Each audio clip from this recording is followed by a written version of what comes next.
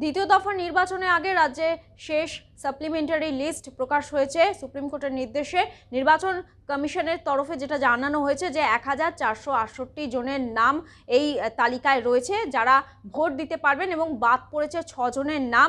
দ্বিতীয় দফা নির্বাচনে যে সাপ্লিমেন্টারি লিস্ট প্রকাশ পেয়েছে প্রত্যেকটা বুথে পাঠানো হবে এবং যে 1468 জনের নাম রয়েছে তারা প্রত্যেকেই ভোট দিতে পারবেন। 6 জনের নাম বাদ গিয়েছে, তারা ভোট দিতে পারবেন না। তবে দ্বিতীয় দফা নির্বাচনের আগে এই লিস্ট প্রকাশ পাওয়ার পর 1468 জন তারা কিন্তু স্বস্তির নিঃশ্বাস ফেলছেন, তারা এবছর ভোট দিতে পারবেন এবং এই নামগুলো সংযুক্ত করা হবে এমনটাই জানানো হয়েছে নির্বাচন কমিশনের তরফে। আমরা দেখেছি এসআইআর ইস্যুকে কেন্দ্র করে রীতিমতো কিন্তু ভোট আবহে তপ্ত হয়েছিল রাজ্য রাজনীতি। আমরা জানি যে প্রথম দফা নির্বাচনের আগেও এইভাবে ঠিক একইভাবে সাপ্লিমেন্টারি লিস্ট প্রকাশ করা হয়েছিল এবং তারপর আবারও কিন্তু দ্বিতীয় দফা নির্বাচনের আগে এই সাপ্লিমেন্টারি লিস্ট প্রকাশ হলো এবং যেখানে কিন্তু 1468 জনের নাম রয়েছে যারা ভোট দিতে পারবেন, 6 জনের নাম বাদ গিয়েছে।